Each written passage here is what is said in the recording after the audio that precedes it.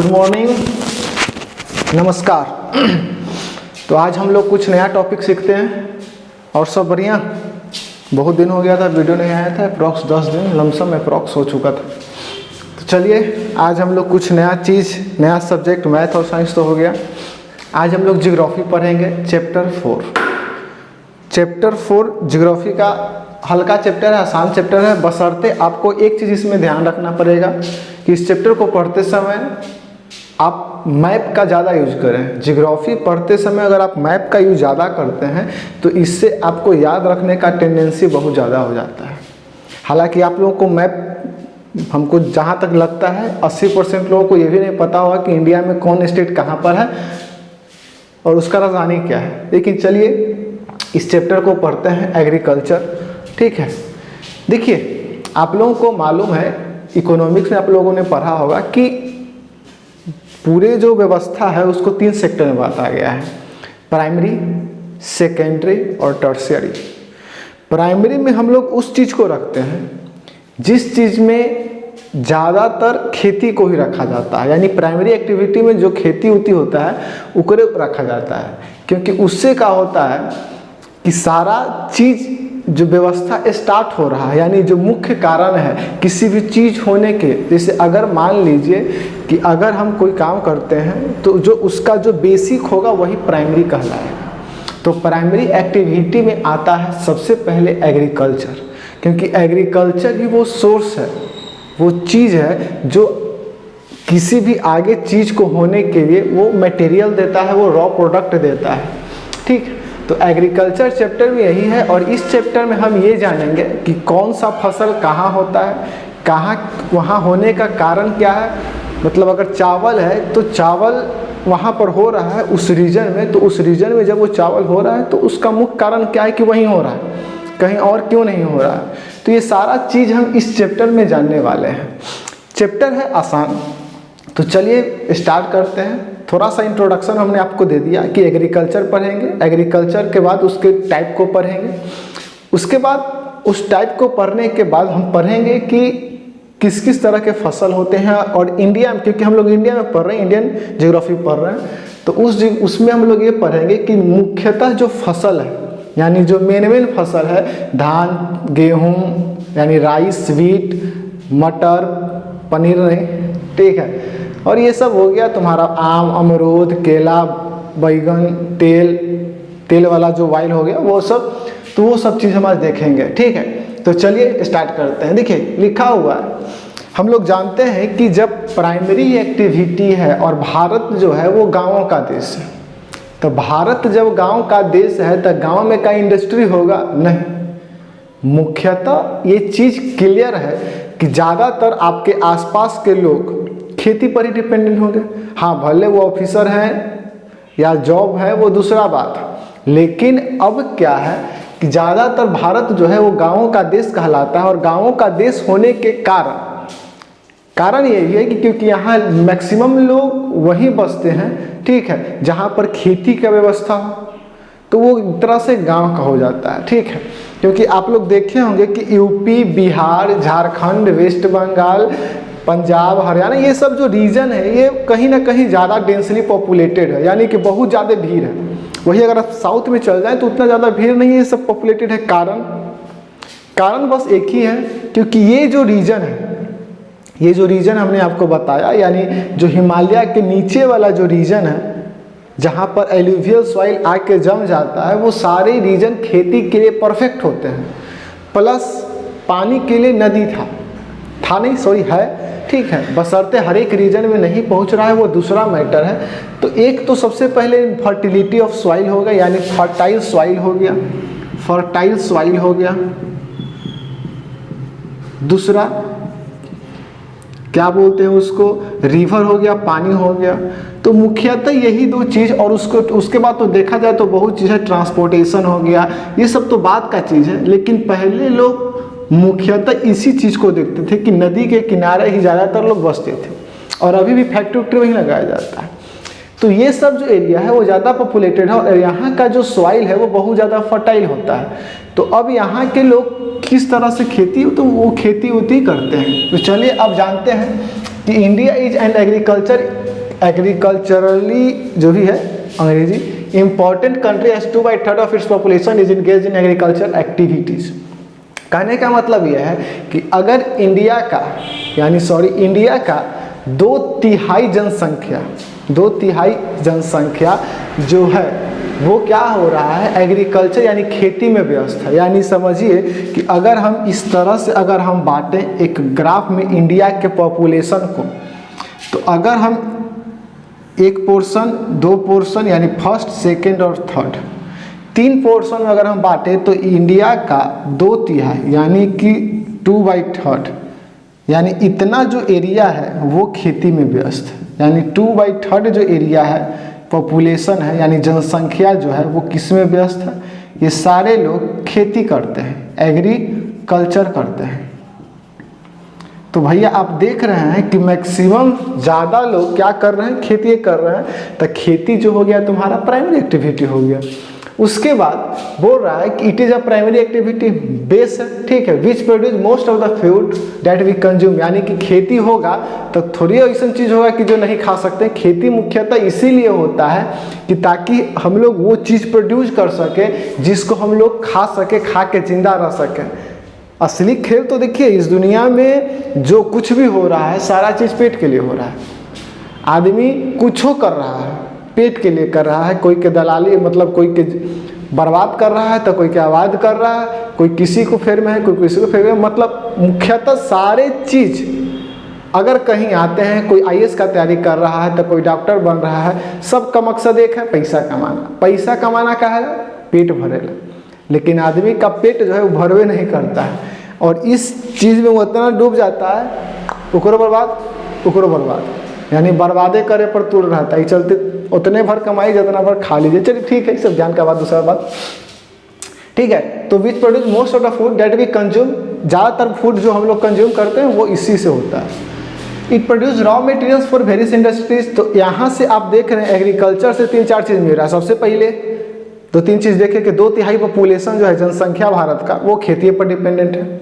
दूसरा चीज़ उसके बाद कि ये हम लोग खेती जब कर रहे हैं तो उससे वही चीज़ प्रोड्यूस कर रहे हैं जो कि हम लोग कंज्यूम कर सके, खा सके, पी सके, नहीं पीने के लिए पानी है, ठीक है। उसके बाद एग्रीकल्चर आपको रॉ मटेरियल देता है किसी भी इंडस्ट्री में व्यवस्था लगाने के लिए। कोई भी चीज़ को मतलब रॉ मटेरियल चाहिए ना किसी इंडस्ट्री, अगर हम जैसे मान लीजिए ये मार्कर है या मार्कर कोई ये इस बोर्ड है, इस बोर्ड को बनाने के लिए रॉ मटेरियल कुछ चाहिए होगा। वो रॉ मटेरियल था क्या, लकड़ी का जो भी होता है।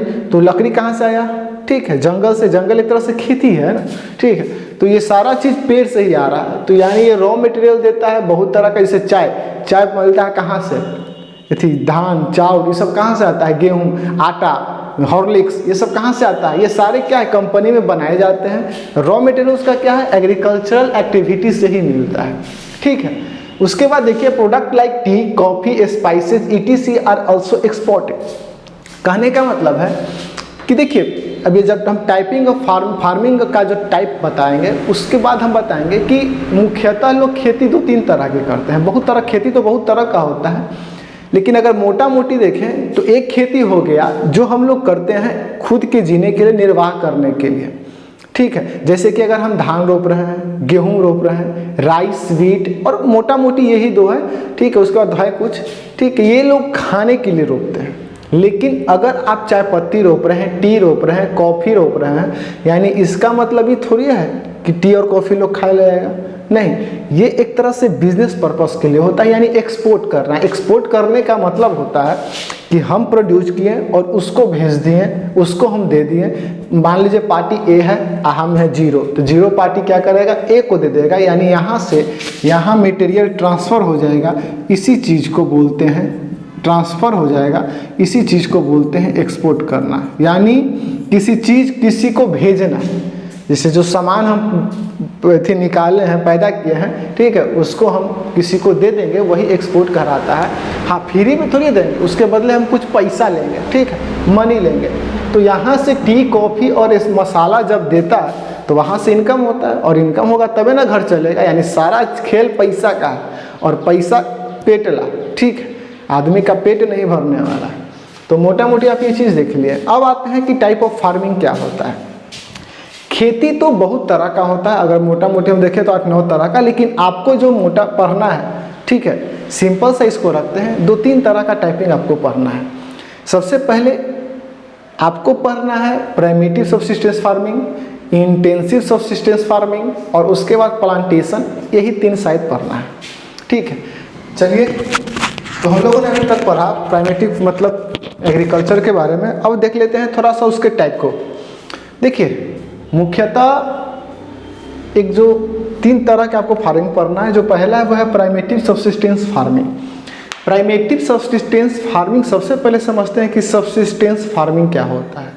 सब्सिस्टेंस फार्मिंग कहने का मतलब होता है कि मान लीजिए कोई खेत है, ठीक है, और खेत में से मान लीजिए कोई गरीब आदमी, मान लो हम हो गए, ठीक है, हम क्या हुए, मेरे पास ज़्यादा नहीं 5 कट्ठा 10 कट्ठा जो भी मैक्सिमम 1 बीघा ज़मीन है, ठीक है। तो उस ज़मीन में हम उतना ही खेती कर सकते हैं कि जितना मेरा घर का निर्वाह हो जाए, यानी रोजी रोटी चल जाए, उतने खेती हो सकता है।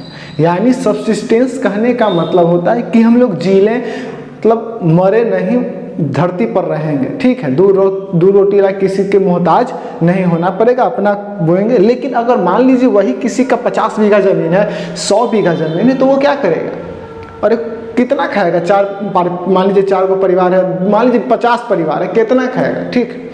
50 बीघा में अगर किसी चीज़ को हम रोपते हैं, किसी चीज़ का फसल अगर हम काटते हैं, तो समझ रहे हैं कितना होगा, मतलब वो एक तरह से बहुत ज़्यादा लार्ज स्केल पर हो जा रहा है। तो सब्सिस्टेंस कहने का मतलब ही यही होता है कि जीने भर, ठीक है। अब आते हैं सबसे पहले कि प्राइमेटिव सब्सिस्टेंस फार्मिंग क्या होता है। प्राइमेटिव कहने का मतलब ये होता है कि पुराना मेथड जो होता है सब्सिस्टेंस करने वाला फार्मिंग, मतलब सब्सिस्टेंस फार्मिंग का जो पुराना मेथड है, ओल्ड मेथड, उसमें क्या होता है, उसी को कहते हैं प्राइमेटिव सब्सिस्टेंस फार्मिंग।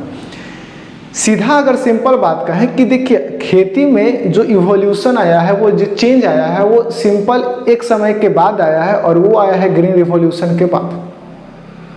इससे पहले क्या होता था कि ज़्यादातर लोग खेती जो करते थे वो पौराणिक जो मेथड था, यानी तरीका था, उसी पर करते थे। जैसे मान लीजिए क्या हुआ कि जैसे खेत जोतना है, तब तो ट्रैक्टर से लोग जोत देते हैं। पहले लोग बैल यूज करते थे, बैल, ठीक है, तो बैल का यूज करते थे। अब धीरे धीरे तो बैले खत्म हो गया, मतलब ज़्यादातर लोग बिहार खास करके बिहार में तो आपको लगता है कि ज़्यादातर गायब हो गया है, ठीक है।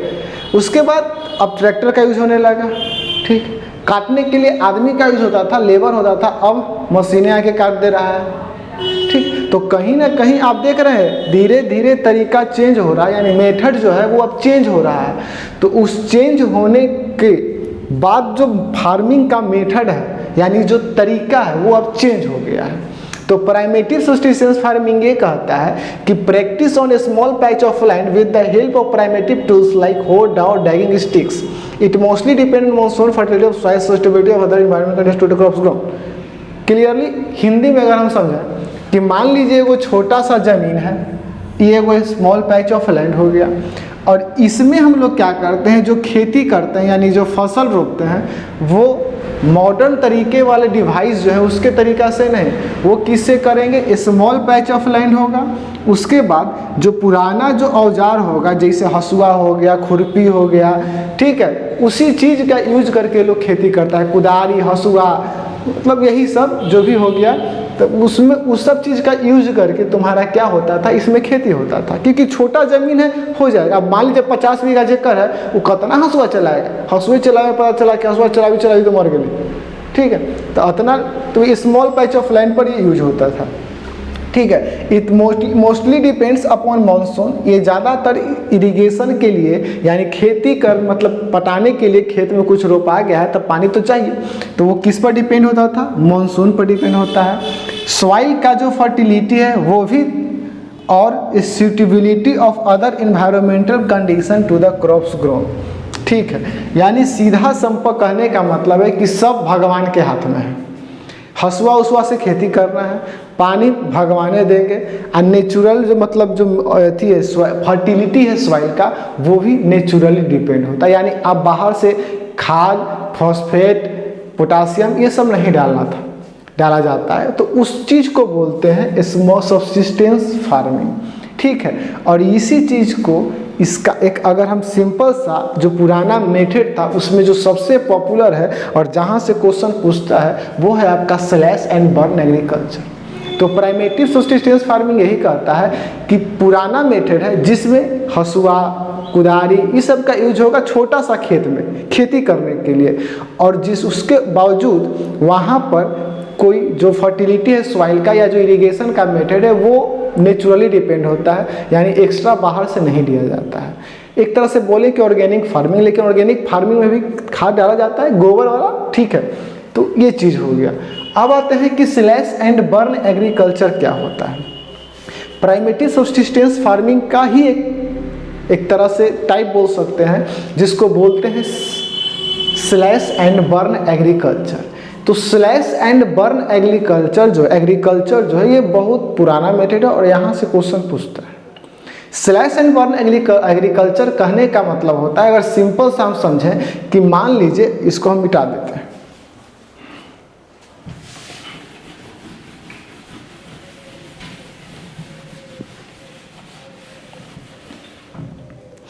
मान लीजिए मेरे पास दो खेत हैं, एक खेत ये हो गया, एक खेत ये हो गया और एक खेत ये हो गया। खेत ए, खेत बी और खेत सी। स्लैश एंड बर्न एग्रीकल्चर कहने का मतलब होगा, सबसे पहले तो इसमें लोग क्या करेगा, इससे मोटा मोटी ये होता है कि मान लीजिए सबसे पहले लोग आया यहाँ पर खेती करने, खेती किया, प्राइमेटिव का टाइप है, यानी कि इसमें जो है नया औजार यूज नहीं होगा। दूसरा बात ऑर्गेनिक चीज़ यूज होगा, यानी ऑर्गेनिक मतलब बाहरी पानी मतलब जो पानी उनी पटाना है वो नेचुरली होगा, यानी एक्स्ट्रा बाहर से कुछ नहीं दिया जाएगा। ये एक्स्ट्रा मतलब समझ रहे हैं ना, खाद ये सब, यानी मैन्योर हो गया, फर्टिलाइज़र हो गया, ये सब बाहर से इसमें नहीं डाला जाएगा। अब क्या होगा कि जैसे यहाँ लोग खेती करने आएंगे तो अब यहाँ का जो जंगल है वो काट के उसमें क्या करेंगे, फसल रोपेंगे इस पूरे लैंड में, और धीरे धीरे रोपते रोपते एक समय आएगा, क्योंकि बाहर से कुछ नहीं दिया जा रहा है, तो इस सॉइल का जो फर्टिलिटी होगा, इस सॉइल का जो फर्टिलिटी होगा वो क्या हो जाएगा, खत्म। सॉइल का जो फर्टिलिटी होगा वो क्या हो जाएगा, ख़त्म हो जाएगा। और जैसे यहाँ के ख़त्म होगा तो अब ये सारे लोग इस ज़मीन को छोड़ देंगे, ठीक है, और ज़मीन को छोड़ने के बाद इस ज़मीन पर मूव करेंगे, बी वाले पर, और बी पर भी जब धीरे धीरे खेती करते करते फर्टिलिटी ख़त्म होगा तो अब यहाँ पर मूव कर जाएंगे।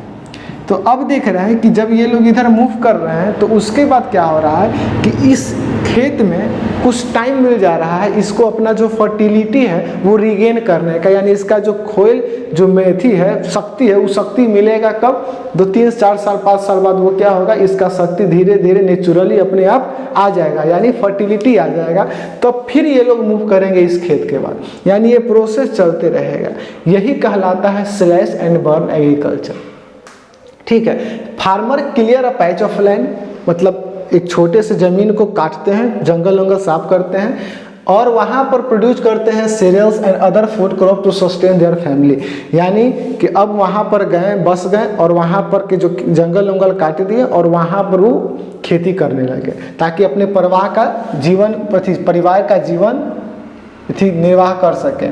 When the fertility of soil decrease, जब खेत का फर्टिलिटी डिक्रीज होगा द फार्मर जो है बदल जाएंगे, यानी शिफ्ट कर जाएंगे, and clear a fresh land for cultivation, और इस यहाँ पर फर्टिलिटी खत्म हो गया तो यहाँ पर नया ज़मीन पर पहुँच गए, फिर यूँ खत्म होगा फिर नया पर, अब फिर होगा तो धीरे धीरे क्या करेंगे, फिर ये नया हो जाएगा ज़मीन 3-4 साल बाद, ठीक है। It allow nature to replenish the fertility of soil through natural process, इसमें क्या होता है जो फर्टिलिटी है वो नेचुरली जो है फिर धीरे धीरे, क्योंकि वो छोड़ के ज़मीन को चले गए हैं तो धीरे धीरे वो ज़मीन को फर्टिलिटी जो है नेचुरली ग्रो करेगा।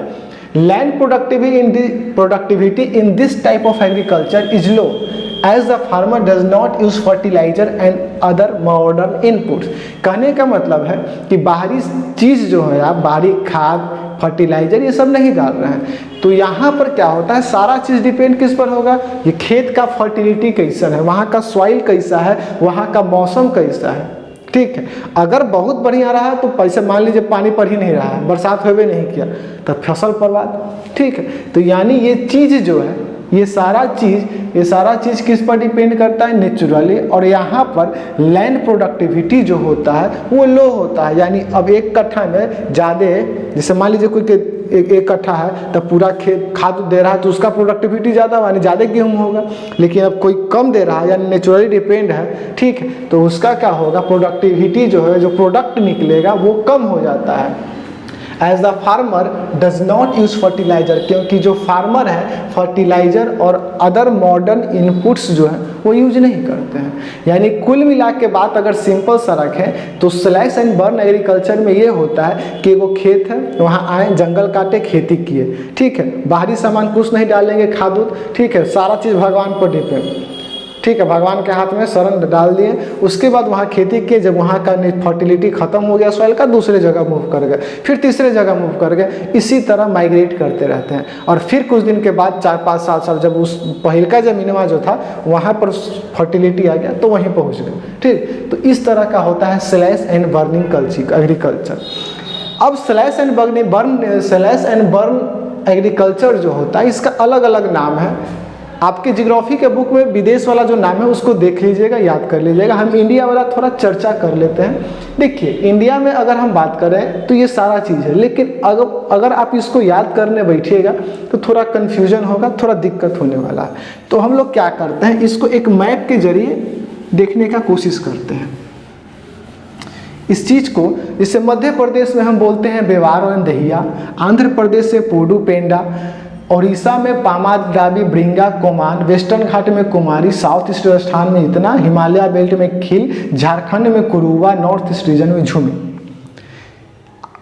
इसको मोटा मोटी झूमिंग खेती बोलते हैं। झूमिंग कल्टीवेशन आपने सुना होगा, जो 8 क्लास में पढ़ा होगा, झूमिंग कल्टीवेशन बोलते हैं। अब इसको थोड़ा अगर हम मैप पर देखें तो इस तरह से इंडिया का मैप होता है। घबरा गया, इसको मिटा देते हैं।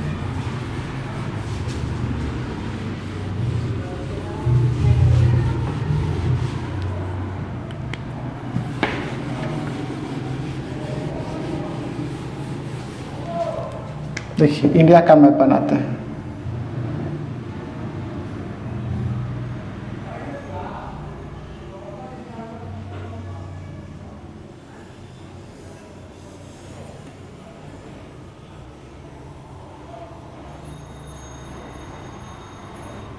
इस तरह से कुछ है, मैप बना नहीं है सही से, ठीक है, देख लेते हैं। बस इमेजिन कर लीजिएगा कि अच्छा मैप है। आता होता नहीं है, मैं ड्राइंग मेरा बहुत ख़राब है। अब देखिए ये क्या हो रहा है, मध्य प्रदेश वाला जो पोर्शन है ये है। यहाँ पर इसको क्या बोला जाएगा? बेवार और दहिया। आंध्र प्रदेश जब आते हैं तो आंध्र प्रदेश आपका यहाँ पर पड़ जाता है। तो आंध्र प्रदेश में, यानी आंध्र प्रदेश, यहाँ पर इसको क्या बोला जाएगा? पोडू और पेंडा, पोडू और पेंडा। उड़ीसा का जब बात करें तो उड़ीसा यहाँ पर है, और उड़ीसा में इसको बोला जाता है, उड़ीसा में पामाडाबी, ब्रिंगा और कोमान, ठीक है। वेस्टर्न घाट का बात करें, ये सारा जो पोर्शन है वे वेस्टर्न घाट में आता है। ये सारा पोर्शन वेस्टर्न घाट में आता है, वेस्टर्न घाट। और यहाँ पर इसको बोला जाता है कुमारी। उसके बाद साउथ ईस्ट राजस्थान जो है आपका, ठीक है, राजस्थान यहाँ पर पड़ जाता है। और साउथ ईस्ट राजस्थान में इसको क्या बोला जाता है? वैलरी और वाल्टर। उसके बाद हिमालय बेल्ट अगर देखें, ये सारा हिमालयन बेल्ट में आता है, ठीक है। तो हिमालय बेल्ट में इसको क्या बोला जाता है? हिमालयन बेल्ट में इसको बोला जाता है खील। झारखंड वाला बात करें तो झारखंड यहाँ पर आ जाता है, ठीक है, और यहाँ इसको बोला जाता है कुरुवा। और नॉर्थ ईस्ट रीजन, ये सारा रीजन जो है इसमें इसको बोला जाता है झूमिंग कल्टीवेशन।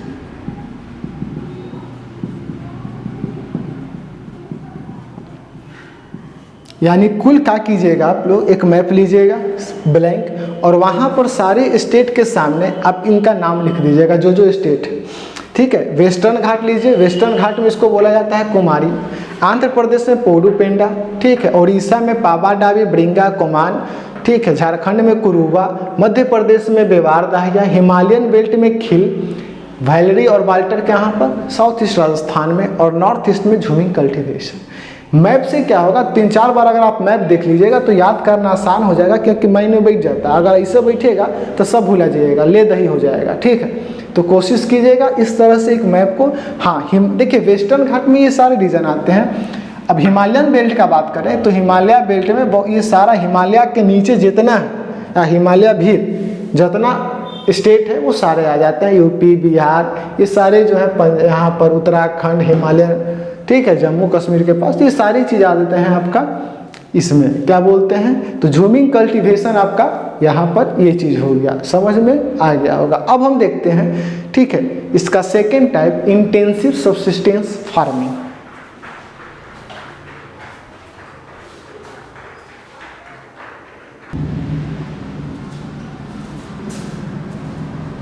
देखिए अब देखते हैं second type intensive subsistence farming.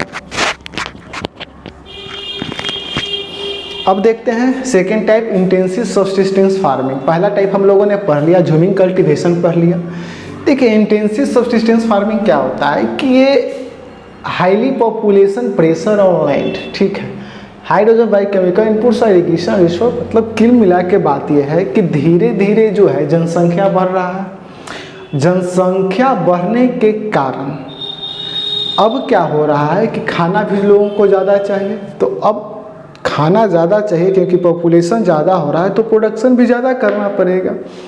तो ये चीज़ इसी को कहते हैं। यानी यहाँ पर क्या कहा जाता है कि हाई पॉपुलेशन प्रेशर, यानी पॉपुलेशन बढ़ने के कारण ये उस लैंड पर किया जाता है ज़्यादा प्रोडक्शन करने के लिए, ठीक है, वहाँ पर ये खेती किया जाता है। अब खेती तुरंत नेचुरली अगर डिपेंड रहेंगे तो वो तो ऐसे नहीं होगा। सबसे पहली चीज़ है कि मॉडर्न इनपुट यूज करना पड़ेगा, जैसे खाद डाले पड़ेगा, एक से एक खाद आ गया है, पोटासियम, नाइट्रोजन, फॉस्फोरस, एकदम जितना मेजर मिनरल्स है प्लांट को चाहिए वो सब डाले पड़ेगा। रह के दवाई, कोई बीमारी हो गया, घास फूस हो गया, वो सब कबारना है। 10 रंग के झमेला है, ठीक है, ऐसा नहीं है झमेला हम बोल रहे हैं, लेकिन ऐसा नहीं है। बहुत खुशी मिलता है जब खेती होता है। तो फसल जब कोई किसान, जैसे अगर आप कोई कुछ रोपिएगा तो उस समय तो मज़ा नहीं आएगा, लेकिन जब वो फसल तैयार होता है तब वो किसान का जो खुशी है वो कुछ और होता है। लेकिन जब वही फसल बर्बाद हो जाता है उतना मेहनत करने के बावजूद, यानी अगर आप एग्जाम्पल समझें कि आप खूब पढ़ रहे हैं, रिजल्ट नहीं आए तो कितना दुख होता है। बस उसी तरह का दुख यहाँ किसान को होता है।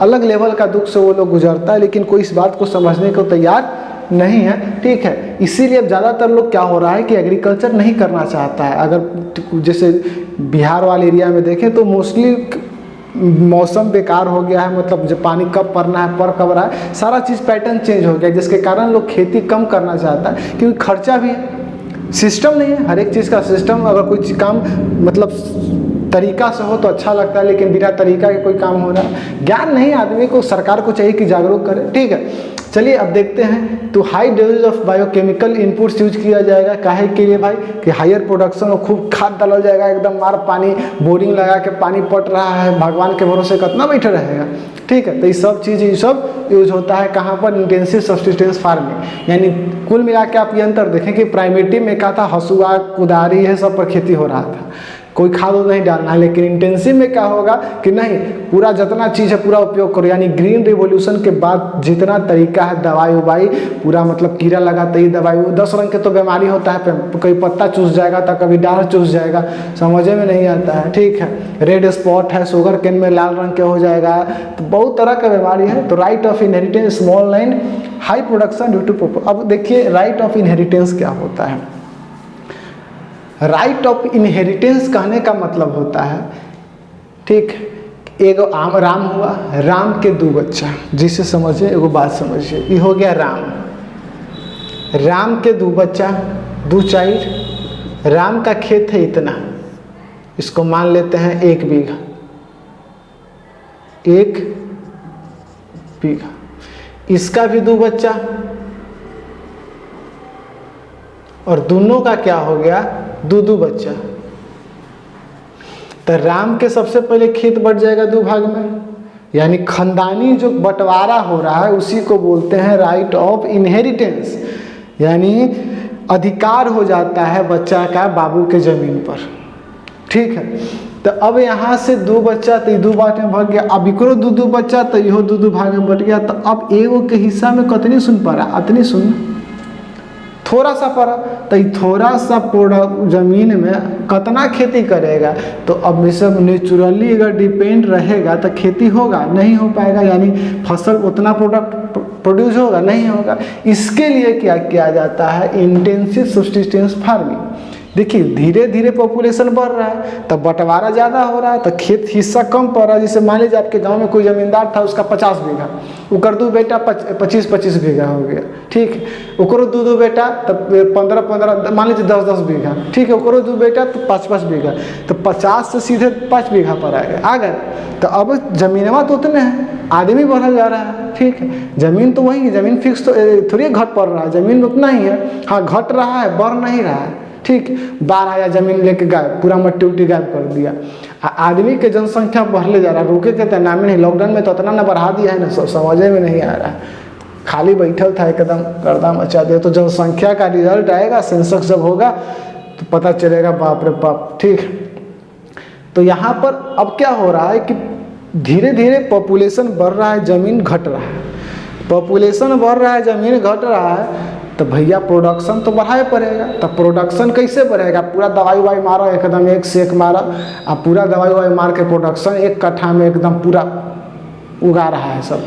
अब वो जो दवाइयाँ है असर तो बाद में दिख रहा है, जो पूरा दवाई जो मार रहे हैं, एक से स्प्रे मार रहे हैं पेड़ में, तो सब का हो रहा है, पेट में जा रहा है। और पेट में गेला के बाद 10 रंग के बीमारी हो रहा है। ठीक है, तो ये सारा तो बीमारी बाद में पढ़िएगा, 9 के बायोलॉजी में पढ़ना है। तो ये चीज़ होता है। तो इंटेंसिव सब्सिस्टेंस फार्मिंग आप समझ गए, यानी ये पर हाई डोजेज ऑफ मतलब स्मॉल पैच ऑफ लैंड हो गया है बंटवारा के कारण। तो प्रोडक्शन ज़्यादा करने के लिए पॉपुलेशन प्रेशर के कारण यहाँ पर क्या किया जाता है कि पूरा खेती उती में पूरा साइंटिफिक मेथड अप्लाई किया जाता है। अब आते हैं what is commercial farming. Commercial farming कहने का मतलब है व्यापार करने वाला। कोई चीज़ हम रोप रहे हैं तो सब खाए पिए लगे नहीं, हाँ ठीक है रोपे 5 तनी सुन निकाल लिए, खा पी लिए, लेकिन ज़्यादातर जो रोपा जाता है मैक्सिमम व्यापार करने के लिए कि पैसा इनकम माल आए। ठीक, माल। ठीक है, तो जब माल आएगा तभी ना, इसको देखिए गंदा मत समझिएगा। ठीक है, कॉमर्शियल फार्मिंग मतलब पैसा है, खूब पैसा कमा, राजा हरीश मतलब राजा एकदम पूरा राजा बन जाए, एकदम धनीधर एकदम पूरा राजा। उसके बाद इसमें होता है क्या है, कॉमर्शियल फार्मिंग करने का मतलब होता है, ठीक है, कि use of higher dose of modern inputs, पूरा बढ़िया डोज यूज किया जाता है। जैसे ग्रीन रिवॉल्यूशन के बाद HYV सीड पता होगा, हाई यील्डिंग वेराइटी सीड्स अगर नहीं पता है तो जाके बायोलॉजी में पढ़ लीजिएगा। HYV सीड कहने का मतलब होता है क्रॉस करके बीज बनाया जाता है, और इस बीज को इस तरह से बनाया जाता है कि मान लीजिए एगो गांव में रहे वाला है, वो शहर में रहे वाला है, दोनों के क्रॉस के एगो बच्चा पैदा हुआ तो वो गांव और शहर दोनों में रह जाएगा।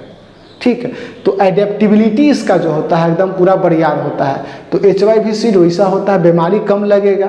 ठीक है, तो HYV सीड रिजल्ट जल्दी देगा एकदम तुरंत। जैसे 2 महीना, जैसे देखिएगा जो पहले के आम होता है, ओरिजिनल आम का जो पेड़ होगा 20 साल के बाद फरता था, 15 साल के बाद, यानी जो रोपा उछल गया उसके बाद वो फरेगा।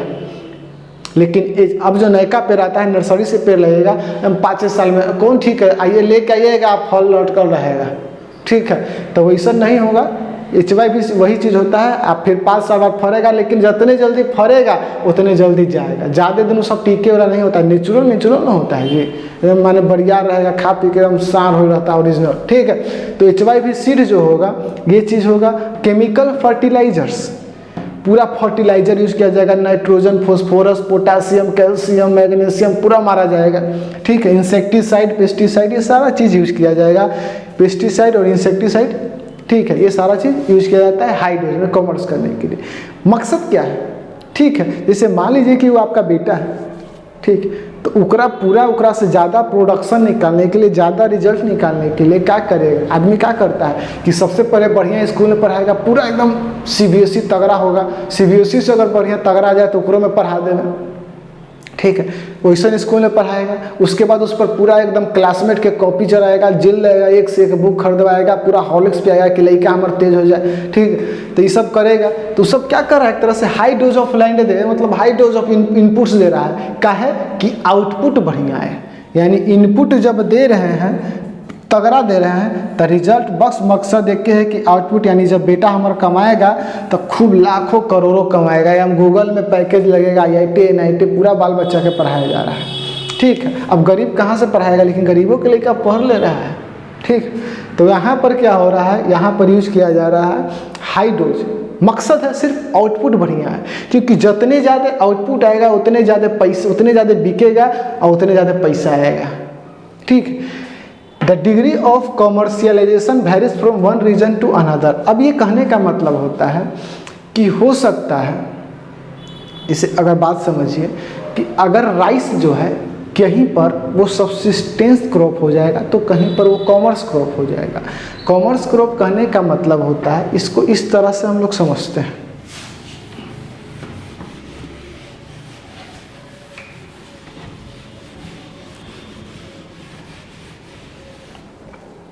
इसे देखिए,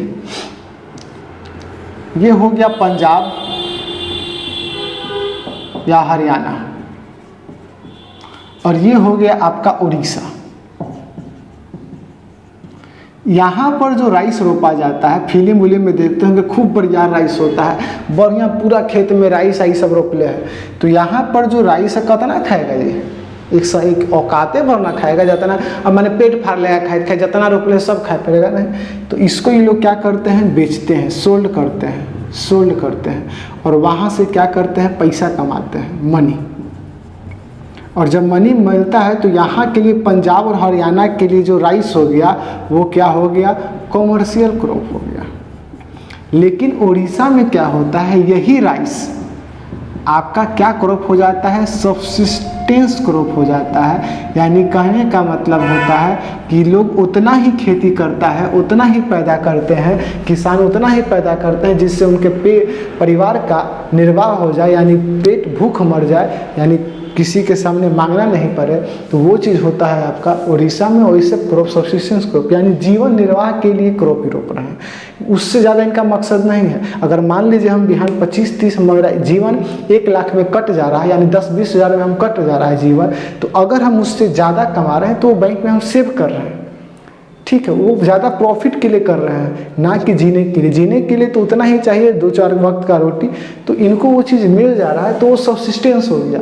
लेकिन ये लोग क्या करते हैं कि पैसा कमाते हैं, उसी से पंजाब के हर एक घर में वो ट्रैक्टर मिलेगा, पूरा लहसुन पूरा खेती करता है सब। ठीक है, तो ये कॉमर्शियल क्रॉप हो गया यहाँ पर, यानी यहाँ पर जो फसल है कॉमर्शियल है, तो हो सकता है कि वहाँ पर वो सब्सिस्टेंस क्रॉप हो।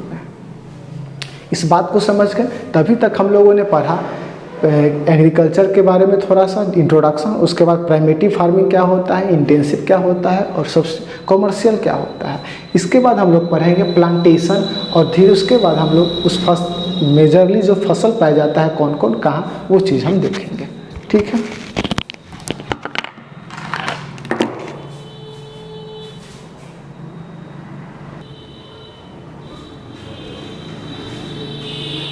अब देखिए कॉमर्शियल जो फार्मिंग था उसमें एक टाइप है। ठीक है,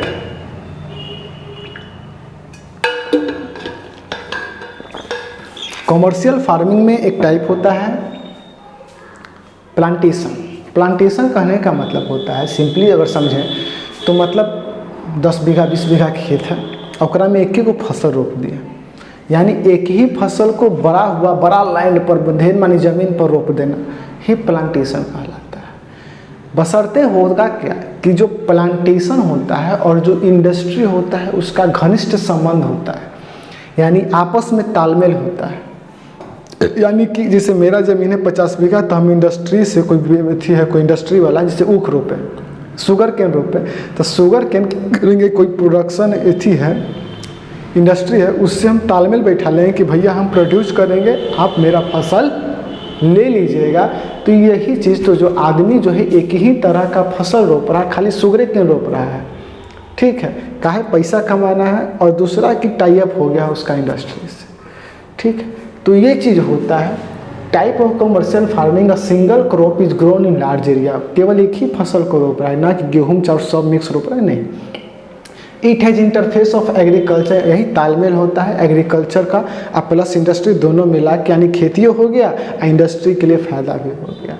it covers a large tract of land, बहुत बड़ा ज़मीन होता है, ज़्यादातर इनपुट पूरा यूज किया जाता है, और लेबर जो होते हैं वो माइग्रेंट लेबर यूज होते हैं। जैसे बिहार के लेबर पंजाब में चल रहे हैं कमाने, वहाँ पर सारा ज़मीन में राइस हो रहा है, तो वहाँ का जो लेबर है जो काम कर रहा है वो कहाँ का है, बिहार का, और वहाँ से वो बिहार से जाके वो वहाँ पर काम कर रहे हैं। ज़्यादातर देखिएगा यही होगा, लोग कमाई से जाते हैं सीजनल, वो सीजन में, ठीक है। तो माइग्रेंट लेबर्स का यूज किया जाता है।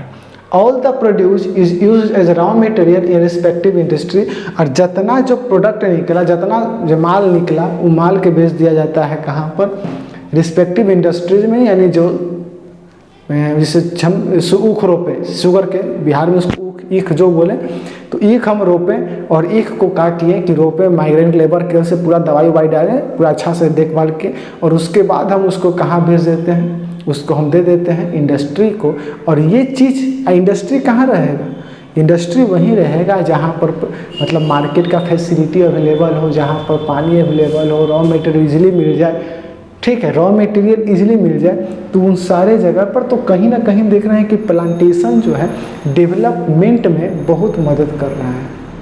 क्योंकि अगर इंडस्ट्री को रॉ मटेरियल नहीं दिया जाएगा तो वो प्रोडक्ट बनाएंगे कैसे, जैसे अगर ऊख नहीं दिया गया, चाय पत्ती नहीं दिया गया, चाय का पत्ती नहीं दिया गया, तो चाय कैसे बनेगा, लोग पिएगा कैसे। तो वहाँ से इकोनॉमी जनरेट हो रहा है ना, बाहर में भी एक्सपोर्ट हो रहा है एक्स्ट्रा मार्केट में, ठीक है। जैसे इंडिया के जो खपत है हो गया, लेकिन अब एक्स्ट्रा ज़्यादा प्रोडक्शन हो गया तो उसको बाहर भेज दिया जाता है, एक्सपोर्ट कर दिया जाता है, तो वहाँ से प्लांटेशन हो जा रहा है। तो कुल मिला के आप समझ गए कि प्लांटेशन एग्रीकल्चर क्या होता है। अब हम जानेंगे, यहाँ पर हम 3-4 तरह का पढ़ें। सबसे पहले पढ़ें प्राइमेटिव, यानी पुराना औजार यूज होगा, नेचुरल खाद रहेगा, जो भी है बाहरी नहीं डाला जाएगा। दूसरा हो गया इंटेंसिव सब्सिस्टेंस फार्मिंग, यानी नया औजार यूज किया जाएगा, पूरा दवाई ववाई डाला जाएगा। तीसरा क्या हो गया कॉमर्शियल फार्मिंग, कॉमर्शियल फार्मिंग में ही एक आता है प्लांटेशन। ऐसे तो बहुत तरह का फार्मिंग, जैसे मिक्स्ड फार्मिंग हो गया, मिक्स्ड फार्मिंग में क्या कि एक तरफ जानवर हो गया है, एक तरफ उधर बगल में खेती हो रहा है एक पैच ऑफ लैंड में, तो मिक्स्ड फार्मिंग होता है। इंटीग्रेटेड फार्मिंग क्या हुआ कि जानवर भी, लाइफ स्टॉक भी, खेती भी, अत्तक बत्तख, मधुमक्खी पालन, मछली पालन, ये सब हो रहा है, तो वो इंटीग्रेटेड फार्मिंग हो गया, मतलब एक ही जगह सब। तो ये सब तरह का जो खेती हो गया इंटीग्रेटेड फार्मिंग कहलाता है। तो 10 तरह का चीज़ हो गया। इसके बाद अब हम देखते हैं कि मुख्यतः फसल 3 तरह के होते हैं, रबी क्रॉप्स, खरीफ क्रॉप्स और जेड क्रॉप्स। तो अब रबी, खरीफ और जेड को देख लेते हैं और उसमें कौन कौन फसल आते हैं, उसके बाद हम देखेंगे कि कौन फसल का प्रोडक्शन कहाँ पर है इस चीज़ को।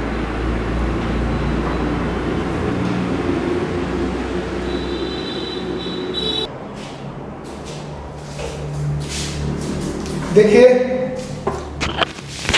अब हम लोग पढ़ लेते हैं थोड़ा मोटा मोटी। देखिए अब रबी, खरीफ और जेड,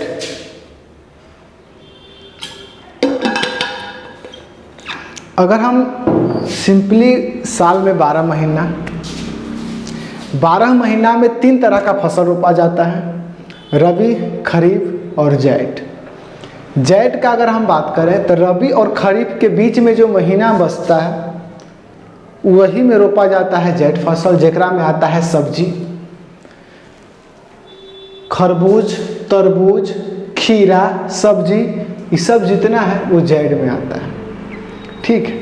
उसके बाद आते हैं रबी क्रॉप्स। रबी क्रॉप्स में क्या होता है कि विंटर में रोपा जाएगा, जून में कट जाएगा, ठीक है। तो अक्टूबर, नवंबर, दिसंबर, जनवरी, फरवरी, ठीक है। अब जैसे एग्जाम्पल समझते हैं, जैसे देखिए इंडिया, ये हो गया जनवरी, अक्टूबर से स्टार्ट करते हैं, अक्टूबर, नवंबर, दिसंबर, जनवरी, फरवरी, ये हो गया आपका किसका सीजन, रबी सीजन। फिर आ गया मार्च से जून, ये हो गया आपका जेड सीजन।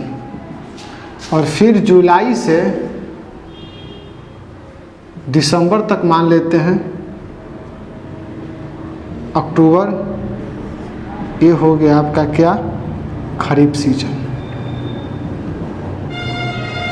ठीक है, देख रहे हैं, यानी अक्टूबर से अगर हम स्टार्ट करें तो अक्टूबर से फरवरी तक रबी का खेती होगा, मार्च से जून तक मोटा मोटी जेड का होता है, बीच में सब्जी उब्जी रोपाता है, और जुलाई से अक्टूबर खरीफ होता है।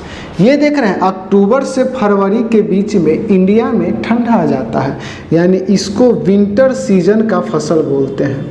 यानी अब खुद देख लीजिए कि ठंडा में क्या रोपाता है, तो ठंडा में आप देखेंगे क्या रोपा रहेगा, गेहूँ रोपाता है, जो होली आबित आबित कट जाता है, बार्ली, मटर, आ गेहूँ के साथ क्या सरसों, मटर, ये सब रोपाता है, बूट उट रोपाता है। तो ये हो गया आपका क्या, रबी। इस चीज़ को, इस टेबल को अगर याद रखिएगा तो आपको याद करना तरीका मतलब सिंपली समझ में आ जाएगा कि अक्टूबर से फरवरी रबी, बीच में फरवरी में कट गया फसल, अब मार्च में क्या रोपा जाएगा, ज़मीन खाली तो नहीं छोड़ा जाएगा, तो जेड फसल रोपा जाती है, सब्जी उब्जी रोप देते हैं। सब्जी उब्जी जून में ख़त्म हो गया तो जब आ गया वाटर मिलन, मस्क मिलन, कुकुम्बर, वेजिटेबल। उसके बाद क्या होगा कि जून में फसल खत गया, उसका भी काम स्वाहा, लतर उतर जड़ गया अपने, उस स्वाहा मर जाता है 3 महीना के बाद। उसके बाद जुलाई आ गया, बरसात आ गया, 15 जुलाई तक पूरे इंडिया में पानी आ चुका है, और फिर जुलाई से अक्टूबर तक जो फसल होगा उसको बोला जाएगा मॉनसून सीजन। और इस मॉनसून सीजन में जो खेती होगा उसको बोला जाएगा खरीफ का खेती। यानी कुल मिला के आप देख रहे हैं, अक्टूबर से फरवरी रबी, फिर मार्च और जून जेड, और फिर जुलाई से अक्टूबर खरीफ। मॉनसून आ रहा है, बरसात आ गया है भारत में। अब बरसात आ गया है तो बरसात में क्या होगा, पैडी होगा, मेज होगा, राइस होगा। सबसे बढ़िया राइस याद रखिएगा, माने ओकरा में पानी हमेशा चाहिए, पानी कम होना नहीं चाहिए राइस में। तो राइस हो गया बरसात में। अपने अगल बगल सोचिए कि बरसात में काका रोपा रहा है, देखिए तब याद होगा। आज शहर के बात है तो दूसरा बात है, लेकिन गांव देहात में अगर बगल में लड़का है तब आपको समझ में आ रहा होगा, दिमाग में हो रहा होगा आपके बगल में जो खेती होता होगा कि हाँ भाई बरसात में क्या रोपाता है, ठंडा में या गर्मी में क्या रोपाता है। तो बरसात में ये हो गया अरहर, मूंग, उड़द, कॉटन, जूट, सोयाबीन, ग्राउंडनट, ज्वार, बाजरा, ये सब रोपाता है। याद करना पड़ेगा आपको, तो बार बार देखते रहिएगा तो याद। एक एक दिन बैठ के रटने मत लगिएगा, न तो फिर स्वाहा हो जाएगा। ठीक है। State like Assam, West Bengal, Orissa, 3 crops of paddy are grown. यानी पैडी जो होता है इस सीजन में असम, वेस्ट बंगाल, उड़ीसा वाले क्षेत्र में 3 जगह 3 तरह के रोपा जाता है। एगो के बोलते हैं आउस, अमन, बोरो। 3 तरह का पैडी रोपा जाता है। ठीक है, उसको कौन कौन बोलते हैं, आयुष बोलते हैं, अमन बोलते हैं और बोरो। यानी ये हो गया खरीफ। यहाँ पर रबी में क्या होता है, रबी जो आपका ठंडा में हो रहा है, availability of precipitation during winter months due to western temperate cyclone help in the success of these crops. कुल मिला के बात ये कह रहा है कि अगर आपने 9th क्लास में चैप्टर पढ़ा होगा बरसात वाला, यानी जो मौसम वाला 15 जुलाई के आता है, तो वो अगर आप समझ में आ रहा है तो ये चीज़ आपको भी समझ में आ जाएगा। अगर आप इंडिया के मैप को क्लियरली देखें, इस तरह से इंडिया के अगर आप मैप को देखें,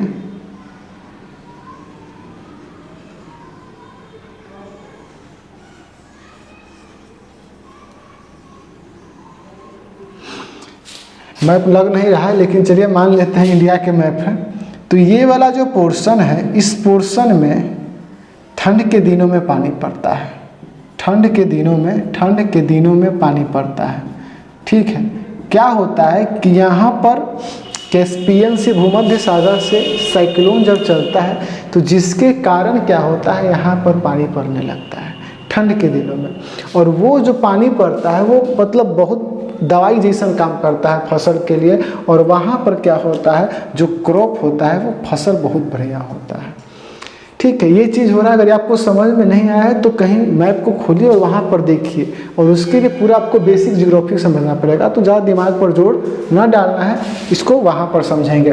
ग्रीन रिवॉल्यूशन क्या होता है, पंजाब में 1966 के समय 3rd 5-year प्लान के समय ग्रीन रिवॉल्यूशन लाया गया था। यानी कि फसल को, पॉपुलेशन बढ़ रहा है तो फसल का प्रोडक्शन बढ़ाना पड़ेगा। तो वहाँ पर बहुत सारे मेथड यूज किए गए थे। उसी चीज़ का यूज करके अभी भी जो है उसका असर जो है अभी भी दिखता है। फसल ज़्यादा प्रोडक्ट हो रहा है, ज़्यादा खाद यूज लोग कर रहे हैं, मॉडर्न इनपुट यूज कर रहे हैं, मतलब ट्रैक्टर ये सब यूज हो रहा है, तो ये चीज़ हो गया। तो कुल मिला के आपके पास 3 तरह का आता है, रबी, खरीफ और जैद। इन तीनों को आपको पढ़ना पड़ेगा। ठीक, देखिए बाबू, हम लोग ऐसे समाज में रह रहे हैं जहाँ पर क्या होता है कि आपको सलाह देने लगी सब कोई है। मान लीजिए आप बीमार पड़ गए तो पूरा लोग ये डॉक्टर भी दिखा लो, डॉक्टर भी दिखा लो, सलाह सब कोई देगा, लेकिन आपके बजट में कितना है, कितना इतनी औकात है, उसी हिसाब से देखा जाएगा। मान लीजिए महंगा हॉस्पिटल में चलेंगे तो क्या हो, इस चलते आप क्या हैं ये आप जानते हैं। तो कोशिश कीजिए कि मेरा लैग कहाँ हो रहा है, प्रॉब्लम कहाँ हो रहा है, उस हिसाब से पढ़ाई कीजिए। आपको जो लग रहा है कि हार्ड है वहाँ पर उसमें दम दीजिए, दूसर के फेर में रहिएगा तो चल जाइएगा। ठीक है, अगल में वो हो गया, बगल में वो हो गया, अरे अगल बगल के छोड़िए, अपन देखिए। आप बदलिएगा देश बदलेगा, आप नहीं बदलेगा तो आप घरों में लात खाइएगा और समाजो आपके कहेगा कि मारा बोझ हवा देह पर के। ठीक है, तो चलिए इस चीज़ को देख लेते हैं। इसके बाद हम देखते हैं मुख्यतः जो फसल है वो कौन कौन कहाँ पर प्रोडक्ट होता है, वो चीज़ हम लोग मैप के थ्रू देखेंगे।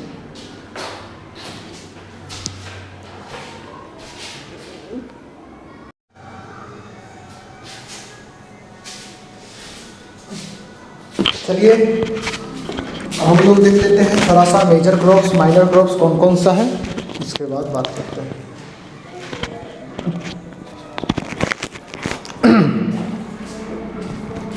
अभी तक हम लोगों ने 50% पोर्शन कंप्लीट कर लिया है। अब देखते हैं मेजर क्रॉप्स। अगर आप इस चीज़ को याद रखना चाहते हैं तो कोशिश करिएगा कि एक एटलस ऑक्सफोर्ड वाला या जो भी एटलस आपको मिले वो रख लीजिएगा बगल में, क्योंकि उसके हेल्प से आप याद करिएगा तो बड़ा आसान होगा, ना तो फिर दिमाग की दही हो जाता है। ठीक है, तो देखिए मेजर क्रॉप क्या होता है। मेजर क्रॉप कहने का मतलब वैसा फसल जो मोटा मोटी सब कोई रोकता है, खाए पिएला जिंदगी जीने के लिए जरूरी है। अगर इससे बात करें चाय पत्ती, ऊख, इसका क्या जरूरत है, नहीं भी मिले तो बढ़िया, मिल गया तो बढ़िया। ठीक है, लेकिन अगर चावल, गेहूँ, बाजरा, आटा ये सब नहीं मिलेगा तो कैसे जिएगा आदमी। जीने के लिए जो जो क्रॉप मोटा मोटी बहुत ज़रूरत है वही सब के बोला जाता है मेजर क्रॉप्स। अब इंडिया का जो मैप है, अगर आप उठा के फिजिकल मैप देखें, फिजिकल मैप उस मैप को बोलते हैं जेकरा में पहाड़, नदी सब रहता है, स्टेट नहीं दिखाई रहेगा। अब क्या होगा कि उस मैप को देखिए, इंडिया जो है बड़ा खतरनाक इसका डाइवर्सिटी है। डाइवर्सिटी कहने का मतलब हो गया कि कहीं पहाड़ है, कहीं बलुआहा मिट्टी है यानी बालू वाला, तो कहीं पर मतलब काला मट्टी है, कहीं लाल मट्टी है, कहीं लेटेराइट सॉइल है। मतलब 8 तरह का सॉइल इंडिया में पाया जाता है। कहीं दलदली इलाका है। तो हर एक इलाका के हिसाब से फसल का अलग अलग अथी होता है, मतलब अलग अलग फसल उगाया जाता है। तो कौन फसल कहाँ उगाया जाएगा यही चीज़ अब यहाँ हम जानेंगे। तो सबसे पहले देखिए कि मेजर क्रॉप्स कौन कौन है, उसके बाद माइनर क्रॉप्स कौन कौन है और कहाँ उगाया जाता है, किस टेम्परेचर में ये उगाया जाता है। हम आपको यहाँ पर मैप दिखा देंगे। ठीक है, स्क्रीन पर आपको मैप आ जाएगा। उसके बाद उसको पॉज करके आप अपने पास मैप रखिएगा, या आपके पास एटलस है ऑक्सफोर्ड का तो सबसे शानदार, ओकरा से फिर आसान है। ओकरा क्या करना है कि एक बार रोज़ देख लेना है उसके ऊपर कि कौन स्टेट कौन प्रोड्यूस करता है, क्योंकि अगर बैठिएगा लेके एक बार तो नहीं होगा। तो चलिए देखते हैं राइस। राइस कहने का मतलब होता है कि staple food crop of a majority of India, यानी कि मेजॉरिटी यानी मैक्सिमम भारत में बहुत ज़्यादा लोग राइस, चावल, राइस माने चावल, चावल माने धान। बिहार में या लोकल इलाका में इसको धान बोला जाता है। अब जब धान रोपाएगा तो धान किस मौसम में रोपाएगा, यानी जो राइस होगा वो खुद सोचिए कि राइस जो होगा बरसात के समय रोपाया जाएगा, यानी क्योंकि इसको पूरा पानी चाहिए, पानी से लबालब भरा रहना चाहिए। जैसे अगर मान लीजिए ये राइस है ना, तो राइस को एकदम यहाँ ले पानी रहना चाहिए। ठीक है, यानी पर पानी चाहिए, और पानी कब आएगा, बरसात में। यानी ये कौन सा फसल है बरसात वाला, खरीफ। यानी ये जो है राइस जो है आपका खरीफ फसल है।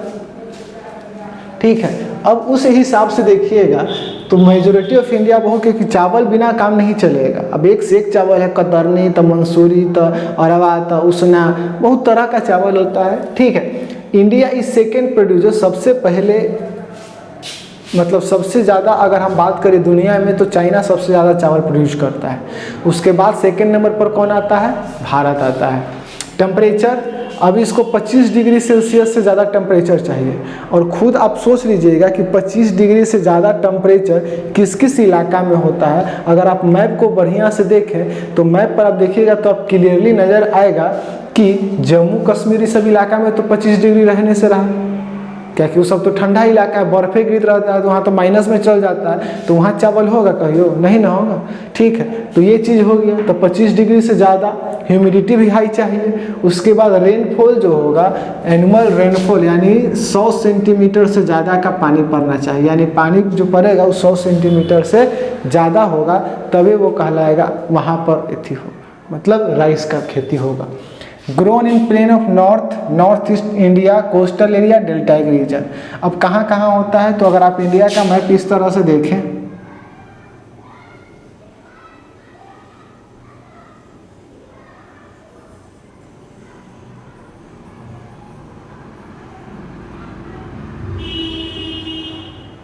ठीक है, तो अगर आप इस इंडिया के मैप को देख रहे हैं तो नॉर्थ किधर हो गया, इधर ये सब इलाका में north east India, north south west east, north east India, ये सब में यहाँ पर भी चावल होता है। कोस्टल एरिया कहाँ पर हो गया, इलाका, कोस्टल इलाका, तो यहाँ सब भी सब कुछ कोस्टल एरिया, जो नदी के किनारे, जो समुद्र के किनारे जो एरिया होता है उसी को कोस्टल एरिया बोलते हैं। और डेल्टाइक रीजन, जहाँ जहाँ डेल्टा पाया जाता है, जैसे वेस्ट बंगाल हो गया, ये कैसा रीजन है, डेल्टाइक रीजन। जैसे जहाँ जहाँ नदी जाएगा तो नदी के अगल बगल जहाँ गिरेगा यहाँ पर ये सब क्या बन जाता है, डेल्टा वाला रीजन बन जाता है, तो ये डेल्टाइक रीजन हो गया।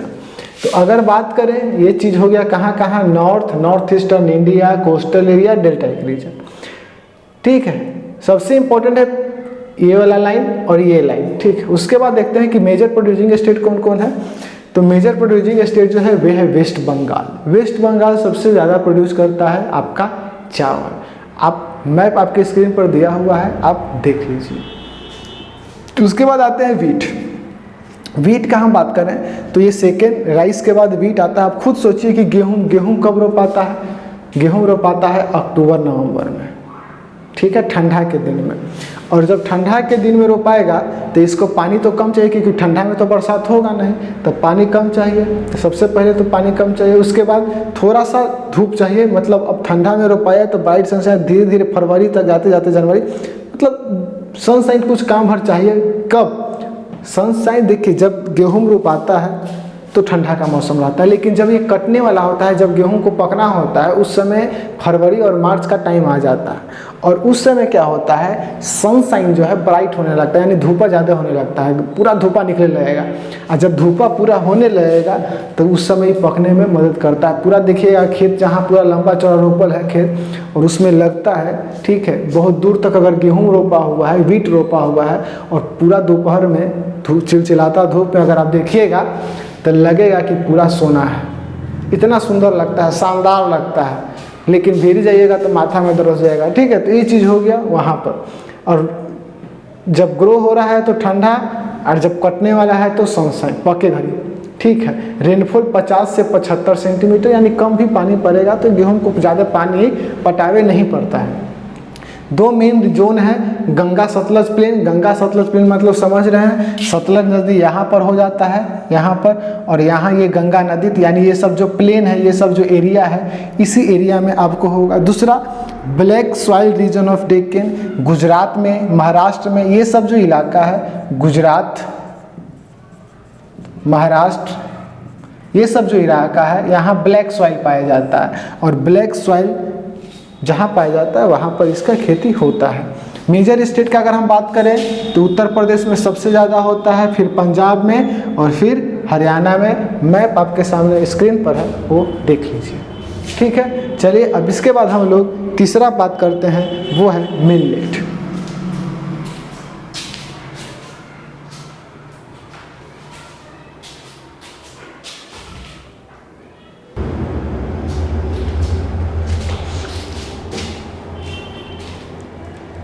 देखिए हम लोगों ने दो पढ़ लिया, तीसरा नंबर मेजर क्रॉप्स में आते हैं मिलेट्स। देखिए मिलेट्स का मतलब होता है जिसका दाना थोड़ा मोटा मोटा होगा, जैसे बाजरा, ज्वार, रागी, इस सब का जो दाना होगा मोटा मोटा होता है। मकई देखे हैं, मकई का दाना इतना बड़ा बड़ा होता है। तो वो सब को जो फसल को हम लोग क्या बोलते हैं, मिलेट्स। तो मिलेट्स में मोटा मोटी 3 लोग आते हैं, ज्वार भाई आते हैं, बाजरा भाई आते हैं और रागी भाई आते हैं। अब तीनों भाई के घनिष्ठ संबंधिता है। तो सबसे पहले हम बारी बारी से तीनों को देखेंगे। पहले देख लेते हैं कि these are known as coarse grain, यानी मोटा दाना। कोर्स माने रफ होता है, अंग्रेजी में देखें तो। यानी देखिए चावल सब में ही दाना होगा, छोटा छोटा दाना, लेकिन ये सब बड़ा बड़ा दाना होता है, पता चल जाता है। They have very high nutrition value, nutrition बहुत ज़्यादा होता है इन लोग में, राइस और वीट के मुकाबले इन लोग में बहुत ज़्यादा होता है। रागी एग्जाम्पल, रागी का जिससे रागी में ये जो रागी है इसमें आयरन बहुत ज़्यादा पाया जाता है, कैल्शियम, रफेज, ये सारा चीज़ इसमें बहुत ज़्यादा पाया जाता है। ये सब देखिए समझने वाला टॉपिक नहीं, एक तरह से आपको याद करना पड़ेगा। अगर आप सोच रहे हैं कि कोई कहानी जैसा आया और समझा दे, तो ये नहीं होने वाला है, ये आपको याद ही करना पड़ेगा। और इसके सबसे बेस्ट तरीका हम आपको बताए हैं कि कुछ मत कीजिए, आप मैप लीजिए और मैप में जो एक पेज नंबर खोलिए, मेजर क्रॉप और माइनर क्रॉप इंडिया में, और वहाँ देखिए उसको 2-3 दिन कंटिन्यू देखिएगा, याद हो जाएगा। लगे किताब लेके ना होगा, रह दीजिए, आपसे पढ़ाई ना हो, ठीक है। देखिए सबसे पहले ज्वार देखते हैं। ज्वार जो ही बोलते हैं, third most important food crops. तीसरा राइस वीट, उसके बाद ज्वार ही आता है। तीसरा नंबर सबसे इंपॉर्टेंट क्रॉप है विथ रिस्पेक्ट टू एरिया के मुकाबले एंड प्रोडक्शन, माने एरिया और प्रोडक्शन में तीसरा नंबर पर ही आता है। ग्रोन इन मॉइस्ट एरिया पर होता है जहाँ पर मुश्किल से इरीगेशन का जरूरत हमको पड़े। अब ऐसा एरिया कौन है भैया, तो महाराष्ट्र, कर्नाटका, आंध्र प्रदेश, MP। महाराष्ट्र में सबसे ज़्यादा होता है ज्वार, कर्नाटका में उसके बाद फिर आंध्र प्रदेश और MP। मैप आपके स्क्रीन पर है, देख लीजिए, देख रहे हैं महाराष्ट्र में सबसे ज़्यादा हो रहा होगा। उसके बाद आते हैं बाजरा, पहला टॉपिक हो गया ख़त्म। बाजरा को देखते हैं। बाजरा की रोटी, सरसों दी साग, सुने होंगे फिल्म में।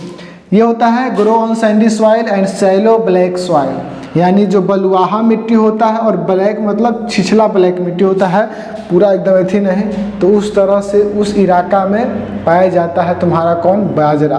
तो सबसे ज़्यादा सैंडी कहाँ पाया जाएगा, खुद जानते हैं कि सबसे ज़्यादा बालू राजस्थान में, तो सबसे ज़्यादा प्रोडक्शन राजस्थान में। यूपी में भी होता है, उसके बाद महाराष्ट्र में ब्लैक सॉइल, गुजरात में भी ब्लैक सॉइल, और हरियाणा में कुछ कुछ पोर्शन आ जाता है, दोनों का मिक्स। तो ये सब जगह आपका होता है, यानी बलुआहा मिट्टी कहाँ पाया जाएगा, राजस्थान में, ब्लैक सॉइल, ये सारा चीज़ पाया जाता है। महाराष्ट्र में और गुजरात में ब्लैक सॉइल बहुत ज़्यादा मात्रा में है।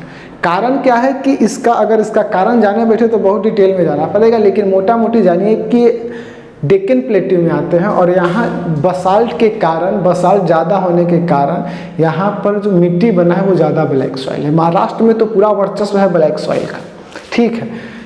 और ये उसके बाद फिर गुजरात के कुछ पोर्शन में पाए जाते हैं। तीसरा नंबर पर आते हैं रागी। रागी में देखिए grow crop of dry region, सूखा जो इलाका है वहाँ पर होगा, और ज़्यादातर कहाँ, रेड, ब्लैक, सैंडी, लोमी, सब सॉइल में ही हो जाता है, कुल मिला के यही है।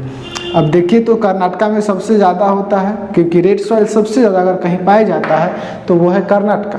तमिलनाडु, हिमाचल प्रदेश, उत्तराखंड, सिक्किम, झारखंड, अरुणाचल प्रदेश, सबको याद करने का ज़रूरत नहीं है, ऊपर वाला 2 गो याद कर लीजिएगा।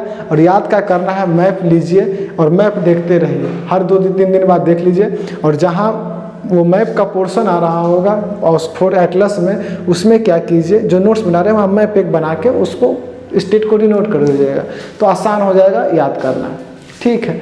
आपके सामने हम तीनों मैप देख लीजिएगा और उसके बाद उसको नोट कर लीजिएगा। अब इसके बाद हम लोग जो चौथा पढ़ते हैं वो है आपका मेज पढ़ेंगे और एक पल्स पढ़ेंगे। यही 2 मोटा मोटी आपका मेजर क्रॉप्स बचा हुआ है। तो चलिए इसके बाद मेज देखते हैं।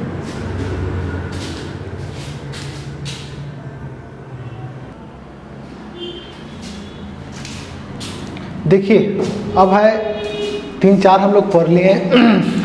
पचमा देखते हैं, मेज माने मकई, मक्का दी रोटी, हाँ मकई बोलते हैं, मेज को बोलते हैं हम लोग मकई। देखने के लिए तो आप लोग देखे होंगे, कोई दिक्कत नहीं है, लेकिन आज याद करना पड़ रहा है। होता क्या है कि ये फूड और फॉडर दोनों में यूज होता है। फूड का मतलब है खाना, ये तो समझ रहे हैं। फॉडर का मतलब होता है चारा, जानवर को चारा के रूप में भी मकई उकई दिया जाता है, ठीक है। हमने भुट्टा उट्टा भी खाते हैं, ठीक है।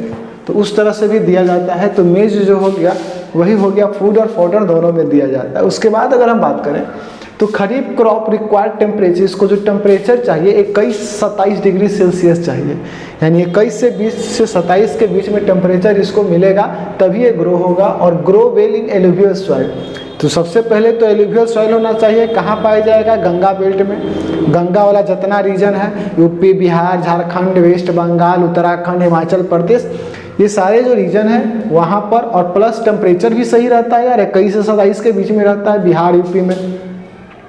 मेजर मेज प्रोड्यूसिंग स्टेट आर, ज़्यादातर कहाँ होता है? कर्नाटका में, यूपी में, बिहार में, यही है।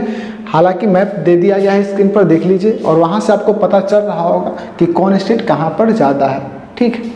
उसके बाद अगर हम बात करें पल्सेज का, तो पल्सेज जो होगा, India is largest producer as well as consumer. Pulse माने दाल, दाल का इंडिया में सबसे ज़्यादा खपत है, और ज़्यादा खपत है तो ज़्यादा प्रोडक्शन है। यानी दुनिया में सबसे ज़्यादा अगर दाल कहीं प्रोड्यूस होता है वो है भारत। भारत हमारा देश, India is my country, all Indians are brother sisters, I love my country. चलिए, this is my pledge. Major source, अब इंडिया नहीं बोलना है, भारत बोलना है। मेजर सोर्स ऑफ प्रोटीन, दाल में प्रोटीन, तो ये सब कुछ तो आपको पता होगा, पढ़ावे की जरूरत नहीं है कि प्रोटीन पूरा पाया जाता है। अब दाल के कई गो टाइप होता है? अरहर के दाल, उड़द के दाल, मूंग के दाल, मसूर के दाल, मटर बोलते हैं, ग्राम माने बूट, यानी इस तरह के पाए जाते हैं दाल। मूंग के दाल तो एकदम आता है, उसको खाने वाला नमकीन में बहुत अच्छा लगता है। मटर भी आता है। पल्सेज नीड लेस मॉइस्चर, इसको मॉइस्चर कम चाहिए ग्रो होने के लिए, और सूखा उखा भी पड़ा तो ये सर्वाइव कर जाता है, मतलब खराब उतना नहीं होता है फसल। अब एक चीज़ आप जानते होंगे, पढ़े होंगे, राइजोबियम बैक्टीरियम। राइजोबियम बैक्टीरियम, इसके बारे में आप लोगों ने पढ़ा होगा। राइजोबियम बैक्टीरियम क्या करता है? नाइट्रोजन फिक्सेशन में मदद करता है। नाइट्रोजन फिक्सेशन में ये मदद करता है। किस तरह से मदद करता है, ये चीज़ अगर आपको जानना है तो टॉपिक सर्च करके देख लीजिए। लेकिन होता क्या है, मोटा मोटी बता देते हैं कि जो दाल वाले पेड़ जो होते हैं उनके जड़ में, उनके रूट में गट्ठा गट्ठा सा पाया जाता है, यानी ऐसे ऐसा गट्ठा गट्ठा होगा, और उसी गट्ठा गट्ठा में तुम्हारा ये पाया जाता है बैक्टीरिया, जिसका नाम है राइजोबियम। ये क्या करता है? जो नाइट्रोजन होता है, जो एटमॉस्फेयर में नाइट्रोजन होता है, उसको चेंज कर देता है नाइट्रेट में। और प्लांट जो है, प्लांट नाइट्रोजन को डायरेक्ट एब्जॉर्ब नहीं करता, एज अ नाइट्रेट ऑब्जर्व करता है, फिर उसको नाइट्रेट में ऑब्जर्व करके उसको प्लांट को देता है। यही नाइट्रोजन फिक्सेशन में होता है। नाइट्रोजन साइकिल जब पढ़िएगा तो ये चीज़ बहुत बढ़िया से समझ में आएगा। तो being leguminous crop, leguminous crop होने के कारण ऑल दिस, ऐसे क्रॉप जिसमें राइजोबियम बैक्टीरियम पाया जाता है उसी को बोला जाता है big leguminous crop. All this crop except arhar, अरहर के अलावा जितना है वो सब क्या करता है? Helps in restoring soil, soil को रिस्टोर करने में मदद करता है, फर्टिलिटी को मेंटेन करने में मदद करता है। By fixing nitrogen from air, air से जो नाइट्रोजन है उसको नाइट्रेट में चेंज करता है। तो नाइट्रेट जब सॉइल में आ गया तो वो प्लांट उसको ऑब्जर्व करेगा। तो मान लीजिए एटमॉस्फेयर में नाइट्रोजन है, वो नाइट्रेट बना दिया तो सॉइल में सिर्फ नाइट्रेट हो जाएगा, तभी ना वो प्लांट ले पाएगा। एटमॉस्फेयर में मान लो सब्जी ढेर है, बनावे नहीं करता है तो क्या खाएंगे? तो वही तरीका है यहाँ पर नाइट्रोजन इथी करने के लिए।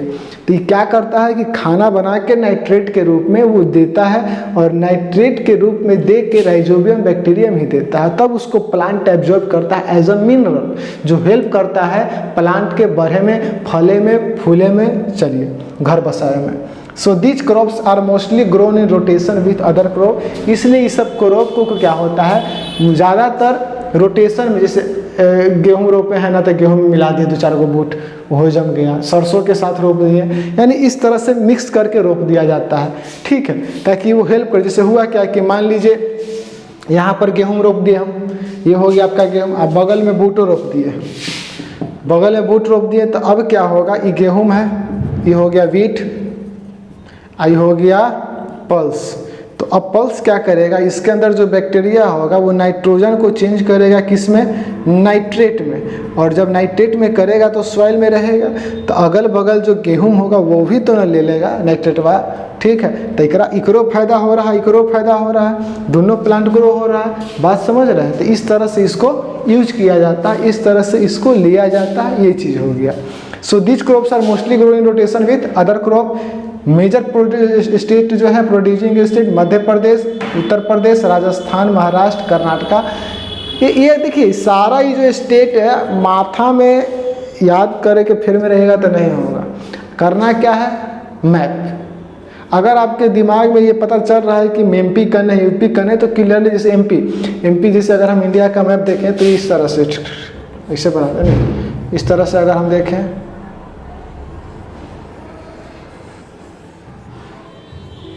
इंडिया का मैप, मान लीजिए ये हो गया, तो एमपी कहाँ हो गया, यहाँ हो गया। यूपी कहाँ हो गया, यहाँ हो गया। राजस्थान कहाँ हो गया, तो राजस्थान यहाँ हो गया। महाराष्ट्र कहाँ हो गया, तो महाराष्ट्र यहाँ हो गया। कर्नाटका तो कर्नाटका यहाँ केरला। तो इस तरह से आपको देखना पड़ेगा, ये सब याद रखना पड़ेगा। मैप बार बार एक दिन देखिएगा तो नहीं होगा। और जहाँ तक बात है, मैप आपकी स्क्रीन पर दिख रहा है, उसको देख के और मैप सादा मैप रखिए, उसको नोट कर लीजिए। तो मोटा मोटी मेजर क्रॉप्स हमारा हो गया है ख़त्म, जिसमें हम लोग को राइस पर है, वीट पर है, उसके बाद पल्सेज पर है, उसके बाद वही क्या पर है, सीरियल्स जो था आपका वो पर है, मिलेट्स पर है, ठीक है। तो ये लमसम आपका हो गया है ख़त्म, मेजर क्रॉप्स हो गए हैं आपके ख़त्म। अब आते हैं माइनर, जो छिटपुट मतलब कहीं कहीं माइनर जो फसल होता है उनको रोपा जाता है। तो माइनर क्रॉप देख लेते हैं, यानी जो सस्टेन करने के लिए मतलब पैसा कमाने के लिए तरह से, हाँ चाय चुस्की मारेला, ये सब किया जाता है। तो ऊपर लेंगे तो तनी हो जाएगा मेज और माइनर, ठीक है। तो चलिए अब थोड़ा माइनर देख लेंगे।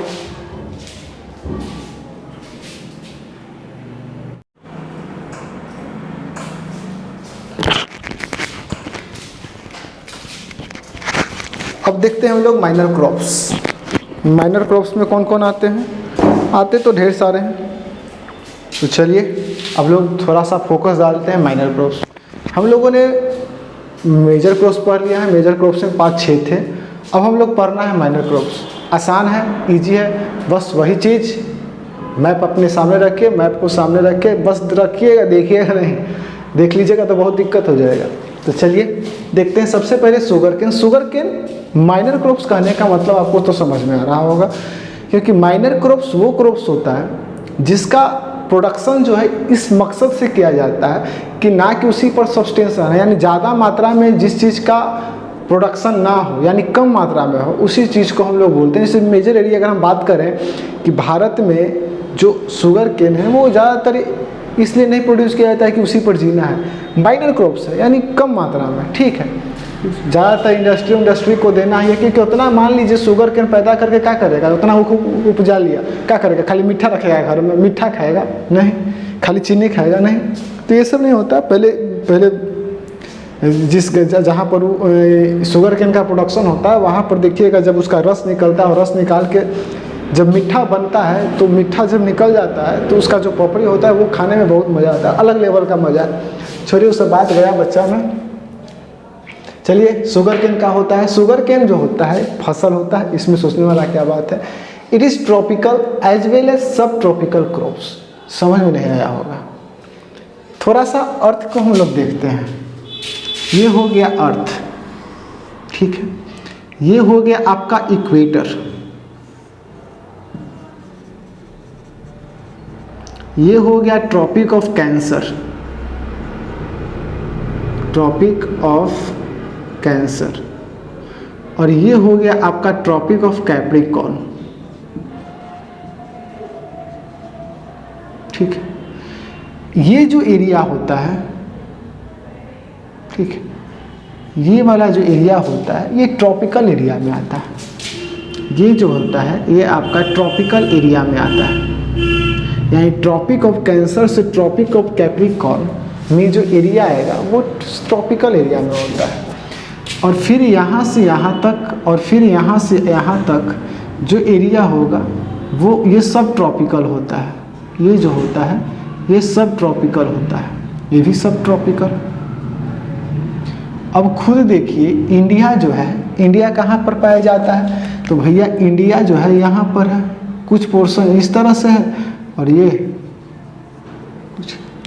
ये हो गया आपका इंडिया। तो कुछ पोर्शन इसका ट्रॉपिकल में आता है, कुछ पोर्शन सब ट्रॉपिकल में आता है।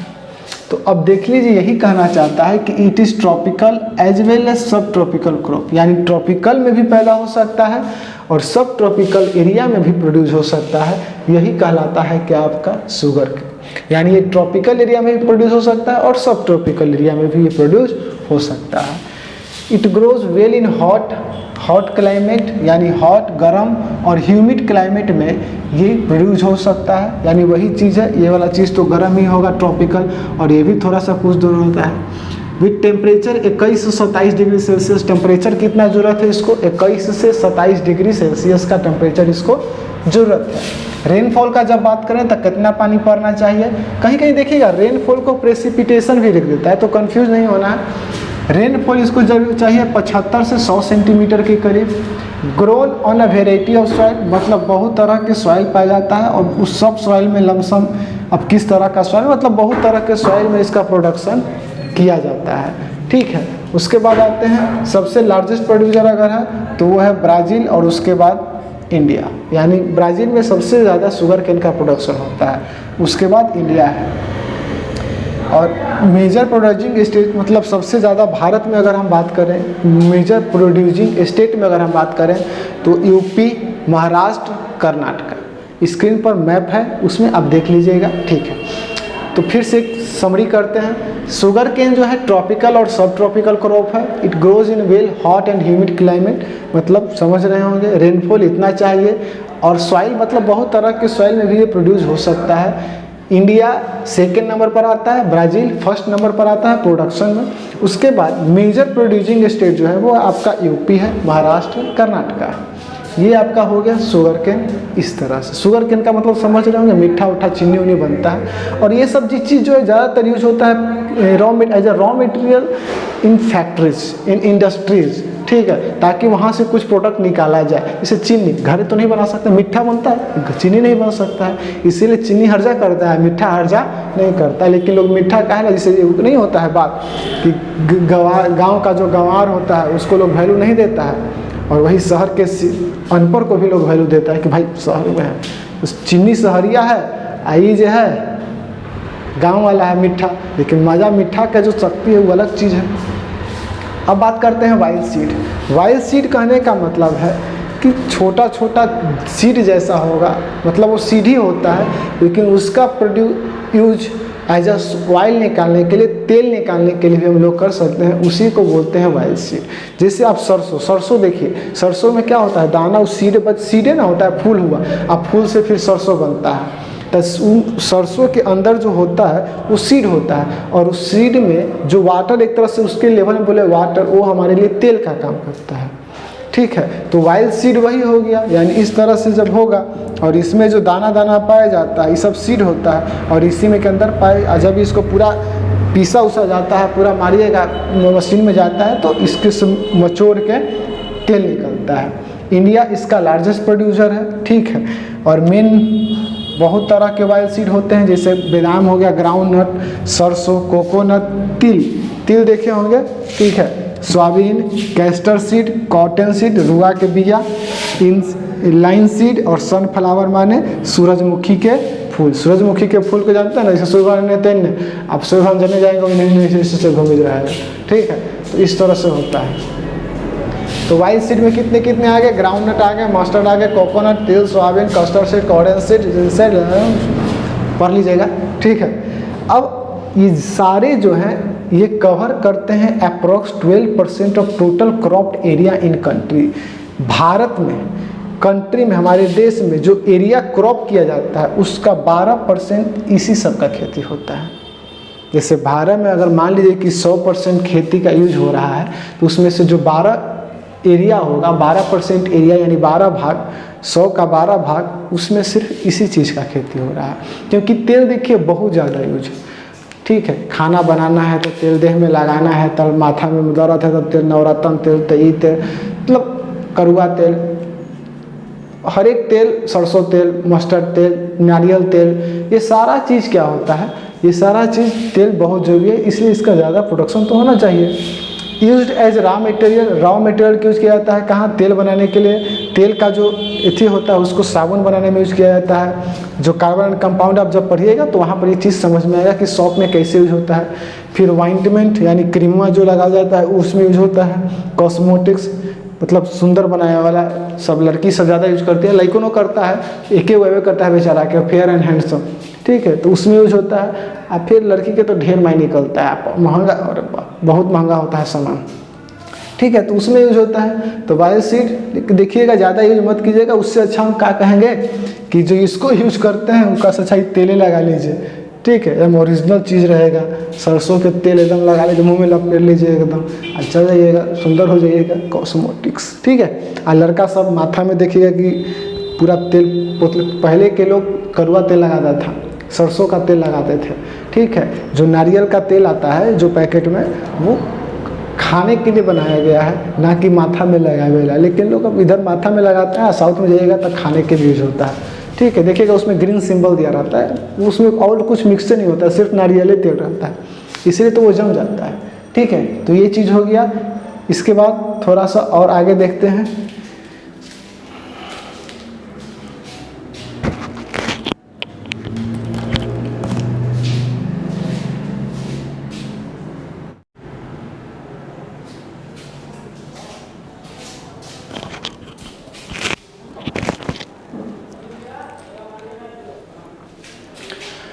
अब देखिए हम लोग वाइल्ड सीड पढ़ रहे थे, तो वाइल्ड सीड में एक होता है ग्राउंडनट, जो पीछे वाले में थे।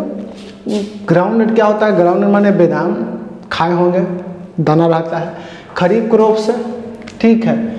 Account for about half of the major wild seed produce, मतलब जितना वाइल्ड सीड प्रोड्यूस होता है भारत देश में, उसका आधा ग्राउंडनट का होता है खेती, माने आधा जो प्रोड्यूस होता है उसका ज़्यादातर ग्राउंडनट ही होता है। यानी मतलब उतना 6-10 को 12 टाइप बताए थे, उसमें सबसे ज़्यादा अगर किसी वाइल्ड सीड का प्रोडक्शन होता है तो वो है आपका कौन, वो है ग्राउंडनट। लार्जेस्ट प्रोड्यूसर कौन है, आंध्र प्रदेश है, सबसे ज़्यादा प्रोडक्शन जो है इसका आंध्र प्रदेश में होता है, ठीक है। शीशम भी है, एक खरीफ क्रॉप है जो नॉर्थ में है, नॉर्थ में एक खरीफ क्रॉप है और साउथ में इसको रबी क्रॉप करते हैं, उतना इम्पोर्टेंट नहीं है। और कस्टर्ड भी रबी और क्रॉप दोनों है, ये इम्पोर्टेंट था, इसको थोड़ा देख लीजिएगा और मैप पर इसको डिनोट कर लीजिएगा।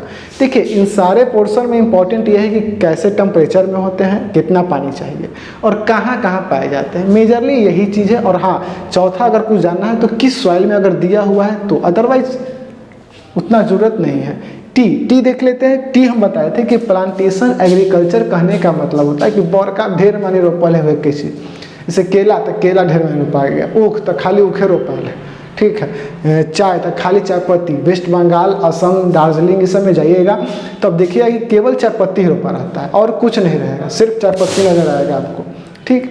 तो ये चीज़ हो गया, तो टी हो गया, तो ये प्लांटेशन एग्रीकल्चर का एग्जाम्पल है। बेवरेज क्रॉप्स इंट्रोड्यूस, हाँ देखिए पहले भारत में टी का प्रोडक्शन तो होता था, लेकिन जब अंग्रेज आए तो उन्होंने इसे एक बेवरेज क्रॉप्स बना दिया। बेवरेज क्रॉप्स कहने का मतलब है कि मेरे पास ये बेवरेज का मतलब होता है ड्रिंकेबल, यानी जो पिए वाला, जैसे दारू का हो गया, बेवरेज हो गया एकदम मज़ा वाला है, जूस टाइप। तो जो जूस टाइप होता है उसी को बोलते हैं बेवरेज क्रॉप, यानी इसका यूज किया जाता है किस चीज़ में, पीने के लिए, मज़ा लेने, ठीक है। तो बेवरेज क्रॉप हो गया कब, इंडिया ब्रिटिशों के द्वारा ये लाया गया। कहाँ होता है, तो ट्रॉपिकल और सब ट्रॉपिकल क्लाइमेट में, तो अभी हम समझा चुके हैं। Endowed with deep and fertile well drained soil, यानी कि कहने का मतलब है एक तो सॉइल फर्टाइल होना चाहिए और उसमें जो पानी होना चाहिए अच्छा खासा, यानी वेल ड्रेन। अब ऐसा ना कि ऐसा मिट्टी है जहाँ पानी पटा रहे हैं अंदर जा ही नहीं रहा है, नहीं, तो वेल ड्रेन्ड सॉइल यानी कि जैसे अगर हम पानी डालें तो पूरा अंदर ले सोख है, ड्रेन्ड होगा उस तो उसको बोलते हैं fertile and well drained soil. Humus में रिच होना चाहिए, बहुत ह्यूमस हो, और ऑर्गेनिक मैटर माने एक तरह से बोले कि आप लोग पढ़े होंगे कि सॉइल में इस तरह से पाया जाता है, ऊपर वाला जो लेवल होता है वो होता है ह्यूमस से पूरा भरा हुआ, यानी जितना खर पतवार जितना पत्ता उत्ता गिरेगा आदमी उदमी मरता है तो ऊपर में एक लेवल बन जाता है ह्यूमस का, उससे बहुत ज़्यादा शक्ति होता है, यानी खाद की तरह बहुत वो काम करता है। तो पूरा ह्यूमस होना चाहिए, ऑर्गेनिक मैटर यानी नेचुरल चीज़, ये चीज़ हो गया। टी यूसेज यानी टी के जो झाड़ी होता है पेड़ के, देखिएगा ढेर मानी पेड़ रोपल होगा तो जो झाड़ियाँ होता है रिक्वायर वार्म गर्म और मॉइस्ट फ्री क्लाइमेट, यानी ह्यूमिडिटी ज़्यादा नहीं होना चाहिए, ज़्यादा पानी का ड्रॉपलेट्स उसमें नहीं होना चाहिए एयर में, तो वो इस तरह का चाहिए इसको क्लाइमेट। सालो चाहिए, सालो खेती होता है इसका।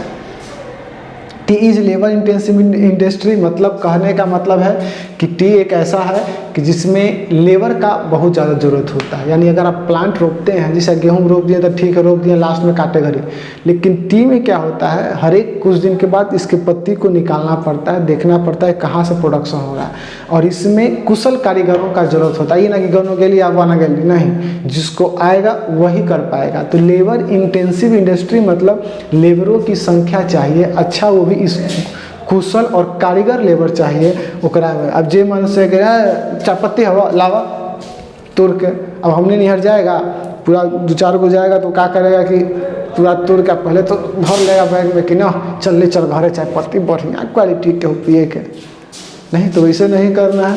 तो labour intensive industry major state का अगर हम बात करें तो मेजर स्टेट अगर आप बात करते हैं तो ये देखिए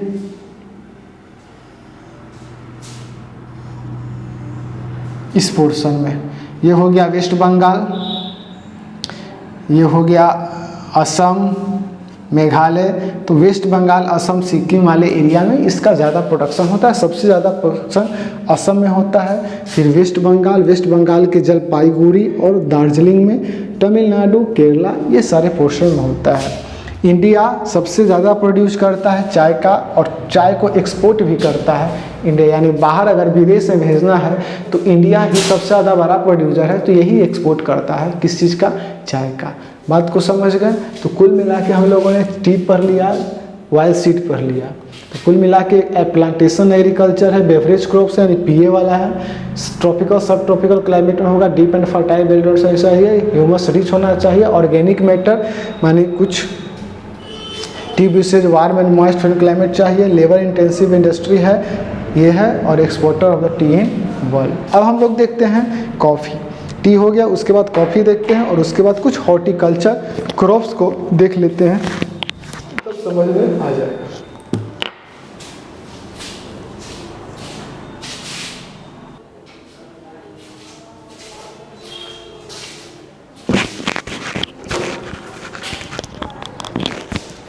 देखिए कॉफ़ी, अब कॉफ़ी के बारे में थोड़ा पढ़ लेते हैं। तो कॉफ़ी जो है पूरे दुनिया में जितना प्रोडक्शन होता है, जितना पैदा होता है, उसका 4% सिर्फ भारत में होता है, ठीक है। और भारत में जो कॉफ़ी होता है वो अपने क्वालिटी के लिए जाना जाता है, मतलब बहुत बढ़िया क्वालिटी की कॉफ़ी भारत में प्रोड्यूस होता है। 4% हो रहा है, कम हो रहा है, लेकिन बेस्ट प्रोडक्शन हो रहा है, ठीक है। Coffee is known in the world for good quality. एक अरेबिक वैरायटी है जो यमन से आया था, मतलब कोई यमन से आया था, इसका बीज लेके यहाँ खेती किया, और तब से ये क्वालिटी जो है शानदार है, और उसका पूरा दुनिया में डिमांड बहुत ज़्यादा है इस क्वालिटी का। अब क्या कारण है, हम तो पिए नहीं, जो पिया है वो उसका।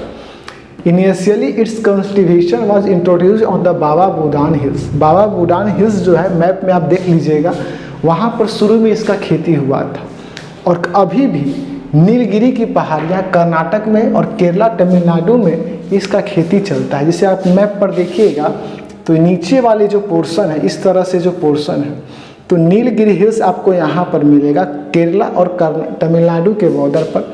तो यहाँ पर नीलगिरी हिल्स के पास होता है इसका, उसके बाद केरला कर्नाटका वही, और तमिलनाडु फिर आपको यहाँ पर तमिलनाडु में भी होता है, यानी यहाँ पर आपका ये कॉफ़ी का प्रोडक्शन होता है। तो कुल मिला के साउथ में ही केरला क्या बोलते हैं कॉफ़ी का प्रोडक्शन होता है।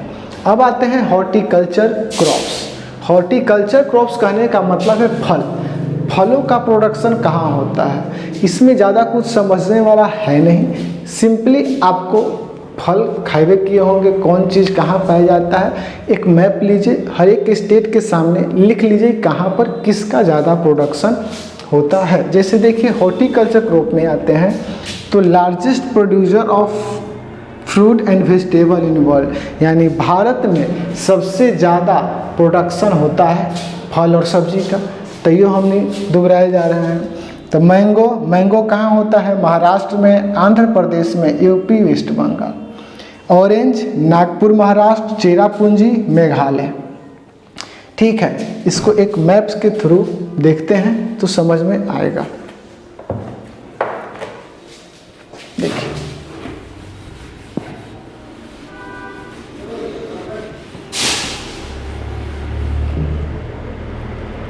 ये हो गया आपका इंडिया।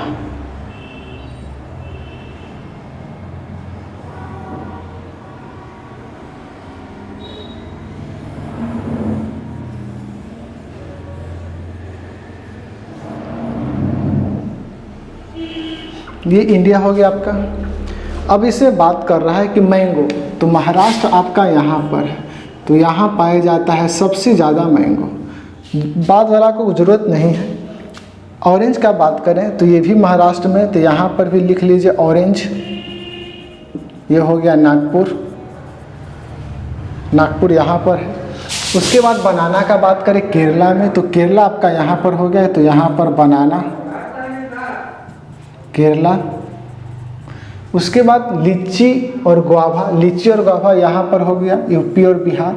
ये हो गया लीची plus guava UP plus Bihar यहाँ पर। पाइनएप्पल का बात करें मेघालय यहाँ पर है, तो यहाँ पर पाइनएप्पल मेघालय।